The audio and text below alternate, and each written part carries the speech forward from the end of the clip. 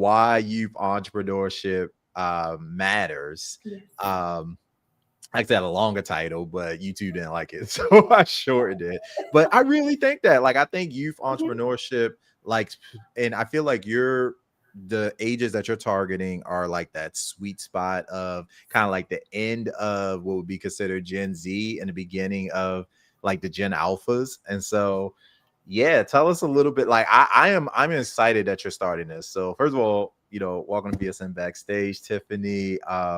Tell us kind of your thoughts on that. Like, are you focused on youth? Because I mean, we always say that the youth is the future, of course, but like, why youth entrepreneurship? Why did you have a passion for that? Honestly, it landed in my lap. It wasn't something I was setting out to do. So when I started trying to do my online business and get Amazon started and my Etsy store and connect with Walmart and everything, for me, I'm a visual learner. And when I was out trying to set up all these stores, everything I was finding was not youth-based. I was like, where's the kid version? Give me the dummy down version. I need some pictures, some graphs, something, but I couldn't find it. And so when I was just so happy talking with a friend of how difficult and how many weeks it was for me to put something together, we just kind of got on the conversation. Well, what are you doing to make money? Like, how they're able to figure all this out if nothing's out there speaking to them. So we said, well, we saw a need, let's fill it. So that's where I wrote my book last year called Becoming a Young CEO, a fun and easy guide to drop shipping. And it walks a kid through how to start an online business. So it doesn't matter if it's from Etsy or Amazon or anything like that, e-commerce, it literally walks you through, but in a fun, picture-friendly, big words way. And so when the book released, it was like, well, wow, can you come in and I'll show the kids? We're like, okay, we could do that too. So now we took the book and we put it in practical sense. So we are at middle school. We have worked with other different groups, and we would literally come in and show the kids how it's fun and how they could do this with little or less money. They all got devices. Every kid has a phone, a laptop, a tablet. There's no more lemonade stands. There's no more cutting the grass for money. Those days are over. You could barely get a kid out the house. So why not show them how to be successful, how to start making money, and really show them we could plant those seeds in them now to really watch them grow tomorrow. So that really how it got started. It wasn't something I set out to do, but once I started, and my son at the time was 5 years old, and he started picking up on doing it, and he vends and started his YouTube channel, and he understood it. I was like, you know what? This is my passion. And I've done other businesses and speak, but this one here really touched my heart, and I don't feel like I'm working. I really don't. Your son is a YouTuber because of you? Yes. He's been asking to be a YouTuber since he was 3. So I won't say because of me. I allowed him to start doing YouTubing at 5. And he actually has his own little channel. Whenever he want to make videos, he's 7 now. He makes videos. They're called Jerry Kid Drinks. And he actually makes drinks for kids, like a non-alcoholic drink for kids. Oh, he's in there whipping up mocktails. Yes. Yeah, that's awesome. Yeah, so it is interesting because I see it described as Gen Alpha, especially being essentially digital native. So they are born into a world already connected, whereas though you and I, we weren't born. I mean, we were still had to turn knobs to get a television station. Like, we had rotary phones, like, and then, I mean, if you really want to get specific, even in the digital era, we lived through the dial-up, the AOL discs, and now kids are like, what? Search for who? Why? Payphone. So I am so happy you're doing this. So for the uninitiated, I know people are like, who are y'all and what are you talking about? So I'm here. I'm super excited you're here, Tiffany. So for those who haven't met you, you are Tiffany Harvey, but I'll let you introduce yourself and then we'll talk a little bit about this event we got coming up in a couple days. Yes. So I am Tiffany West Harvey, and I am the founder and CEO of Becoming a Young CEO. And it's all about educating our kids, teaching them financial literacy, showing them how to start an online business while building confidence in them today, and really promoting and allowing them to, be creative at a young age and show them, hey, if college isn't for you, if the military isn't from you, let's go ahead and pour those seeds into them now, where they can start making money now and really start thinking about their future and become young entrepreneurs. Schools are great at teaching us how to be a follower, but they don't teach us how to be a leader. So that's what my program is really all about, is building confidence, showing kids how to speak, and showing them that, hey, if you have a passion and a dream, we are here to back you up and support you and give you the tools and a platform for them to shine.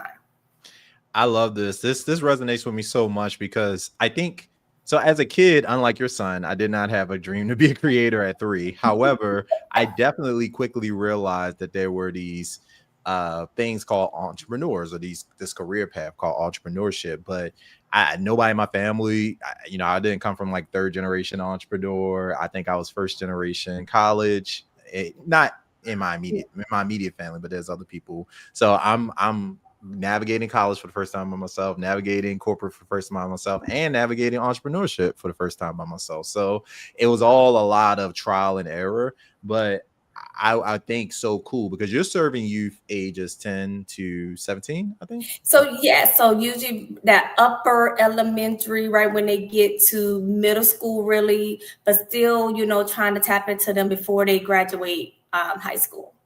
Nice. Okay. So yeah, that sweet spot where it's kind of like they are super curious. They are like sponges. And in addition to that, to your point with technology now, to the extent that they have access to the internet and, their parents let them, start to safely interact and engage with the internet and internet tools, the entire world is literally in the palm of their hand. So Right. it's How many do you have? oh, there's like 3 in the back. So yeah.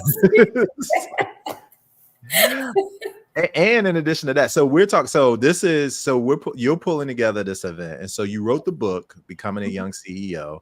And is this the first event? This is our first event, and it is, getting bigger than I can ever expect it. I am, Good. thank God, I'm surprised, I'm shocked. I thank God, like, oh my God, it's this week. And it turned into a selling platform because the kids at me middle school, once they design, after 8 weeks, they design all their own products, their shirts. And I set up a little website for them so their friends and family could support them. But they like, well, what do we do when school's out? What do? We want to continue to sell. I'm like, well, there's really not that many platforms here for kids. And there are a couple out there, but nothing on the regular basis in the DMV area, the Baltimore, outside of Baltimore area. So I was like, well, let's see if I can put something together. So it started out as almost like a craft fair for kids, but we're calling it Become the Young Business Fair for kids. But then I thought about it. I was like, well, it's more than being an entrepreneur, just sell. You don't have to have a product just to be an entrepreneur. You could do hair. You could be a writer. You could be a speaker. You could be a barber. You could be an artist. You could be a makeup person. You could be a designer. There's so many platforms that I have met so many kids who say, well, what about me? So the first event, we're hosting not just an outdoor event where all of our vendors, which is free. Everything about this weekend we set up is free. And I just rely on donations to put this event on. Kids are having to pay for none. Me middle school sponsor all the table and chairs for the entire event. The location is sponsored by New Life Fellowship Church. Everything we have was donated. And so thank God and this is how I want the event to continue to run. It's free for our kids.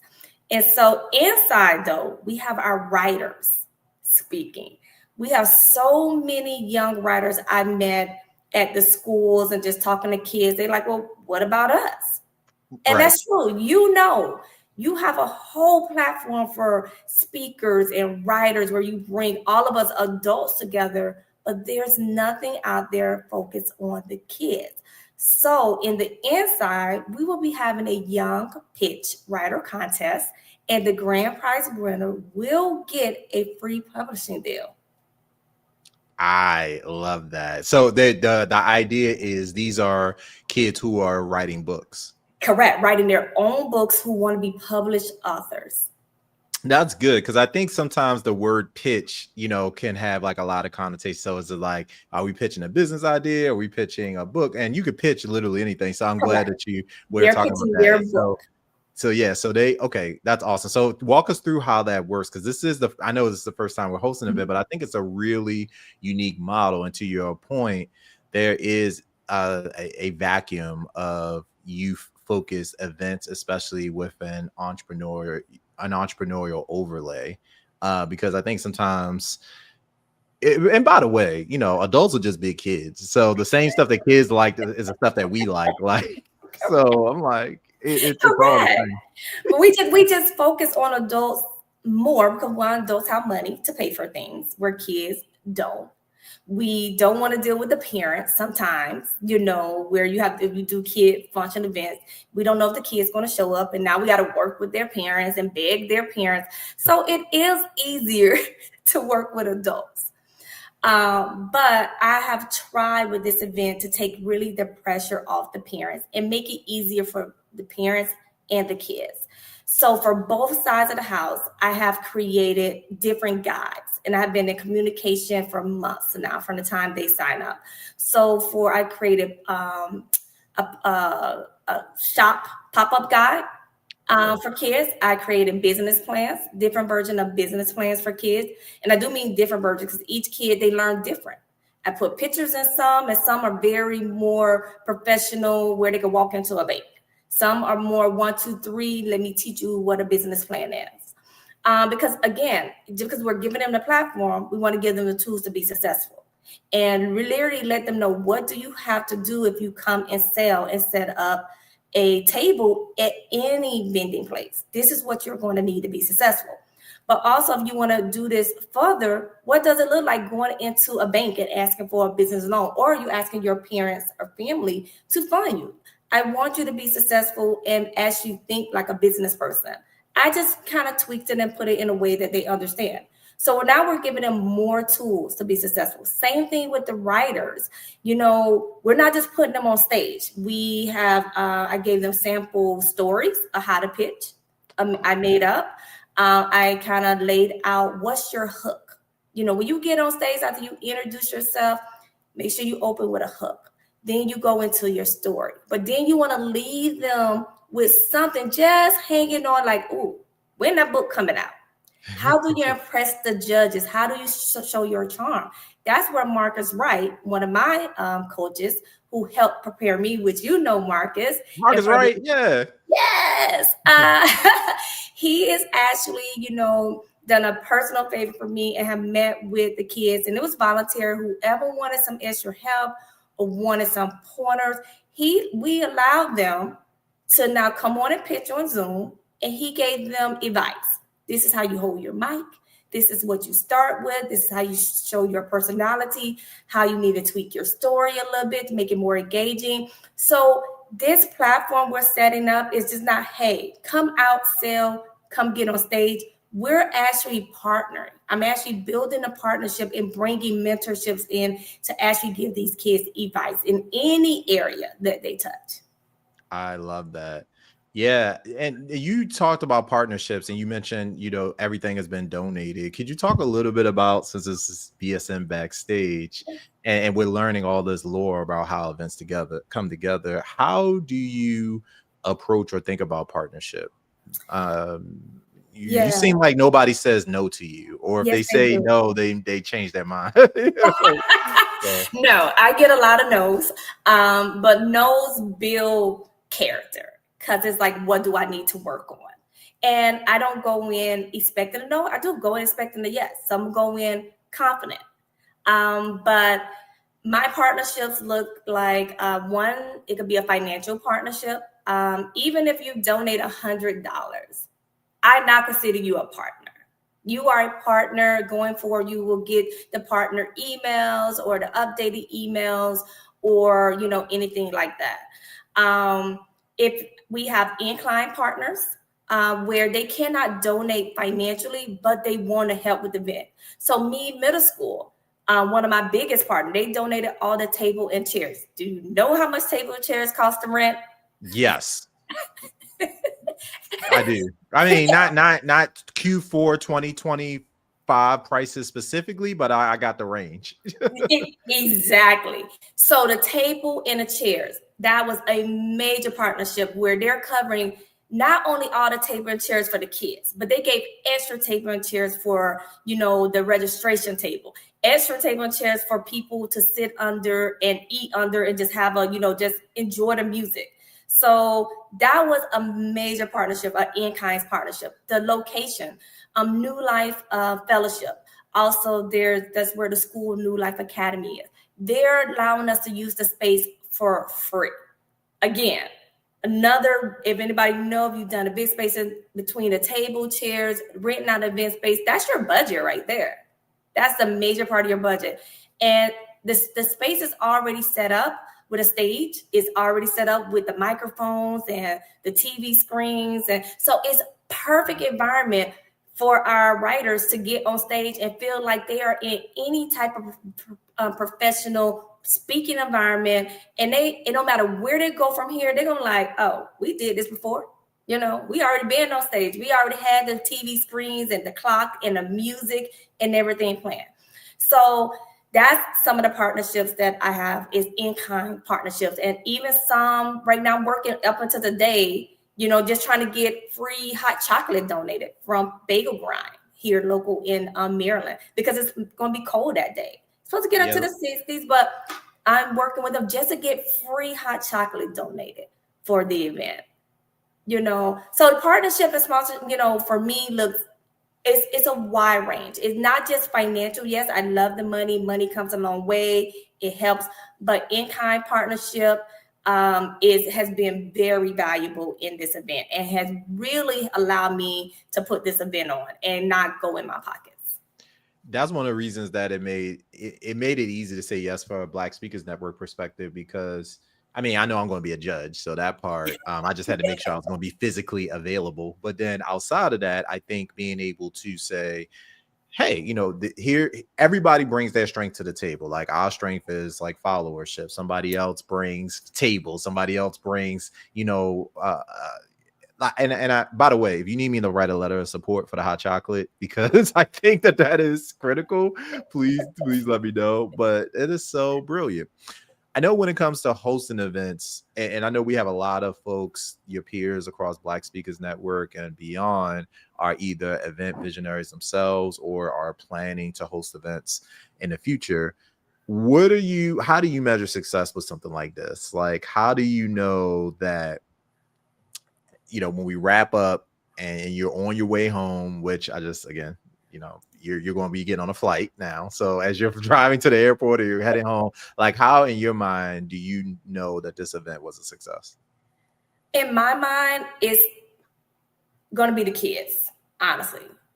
Did the kids get what they expected to get out of the event? It's really not how I feel. And it's not really about how many people turn out. Yes, I want a whole bunch of people to turn out when you do an event. But how did the kids feel after the event? How did they feel after the speaking event? How did they feel after selling their products? This is what, for me, for this particular event, that's going to make me like, okay, this event was successful. Yes, that's the number one. But then also I want to hear from everyone. I want to hear from the judges. I want to hear from all the people who come to the event. I want to know how to make it better, you know, going forward, because this is not going to be our last time. this is our first, but this is not going to be our last.